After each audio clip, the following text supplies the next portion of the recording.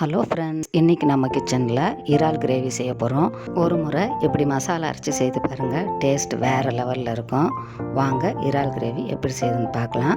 அதுக்கு தேவையான பொருட்கள்: 1/2 கிலோ இறால், 4 பெரிய வெங்காயம், 3 பச்சை மிளகாய், கொஞ்சம் கருவேப்பிலை, 1/4 கப் துருவின தேங்காய், 8 காஷ்மீர் மிளகாய், 1 ஸ்பூன் தனி மிளகாய் தூள், 2 ஸ்பூன் தனியாத்தூள், 1 table spoon garam masala, 1 spoon மஞ்சத்தூள், 1 டேபிள் ஸ்பூன் இஞ்சி பூண்டு விழுது, 1/4 ஸ்பூன் வெந்தயம், 1 ஸ்பூன் சீரகம், 1 ஸ்பூன் கடுகு, சின்ன எலுமிச்சளவு புளி, 1 குழிக்கரண்டி சன்ஃப்ளவர் ஆயில், தேவையான அளவு உப்பு.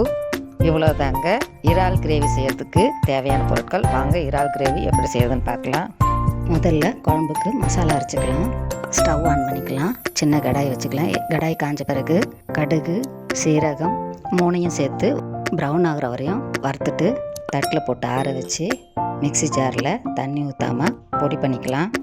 இப்போ மறுபடியும் மிக்ஸி ஜாரில் அரை மணி நேரம் ஊற வச்ச காஷ்மீர் மிளகாய், துருவின தேங்காய், அரைச்ச மசாலா பொடி எல்லாத்தையும் சேர்த்து தண்ணி ஊற்றி பேஸ்ட் பதத்துக்கு அரைச்சிக்கலாம். இப்போது ஸ்டவ் ஆன் பண்ணிக்கலாம். ஒரு கடாய் வச்சுக்கலாம். கடாயில் 1 குழிக்கரண்டி எண்ணெய் ஊற்றிக்கலாம். எண்ணெய் சூடான பிறகு பச்சை மிளகாய், கருவேப்பிலை போட்டு தாளிச்சிட்டு கட் பண்ண ஆனியனுக்கு தேவையான உப்பு சேர்த்து ஆனியன் ப்ரௌன் ஆகிற வரையும் வதக்கலாம். இப்போது இஞ்சி பூண்டு விழுது சேர்த்து வாசனை போகிற வரையும் வதக்கலாம். இப்போது அரைச்ச மசாலா விழுதை சேர்த்து வதக்கின பிறகு 1/2 டம்ளர் தண்ணி, மசாலாவுக்கு தேவையான உப்பு சேர்த்து மசாலாவை கொதிக்க வச்சுக்கலாம்.